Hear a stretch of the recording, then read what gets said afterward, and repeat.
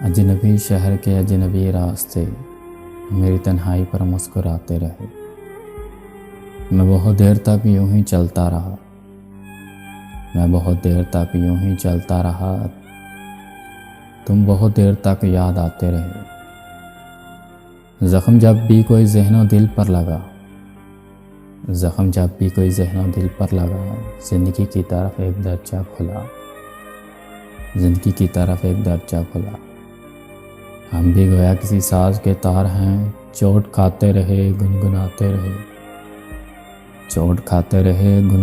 رہے، زہر ملتا رہا، زہر پیتے رہے، روز مرتے رہے، روز جیتے رہے۔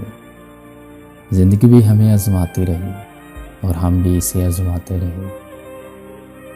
سخت حالات کے تیز طوفان میں گر گیا تھا ہمارا جنون وفا، ہم چراغ تمنا جلاتے رہے، وہ چراغ تمنا بجھاتے رہے۔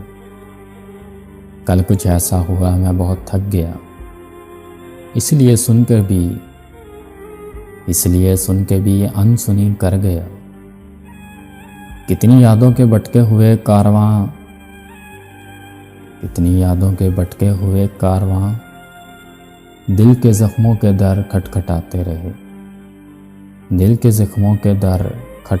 رہے،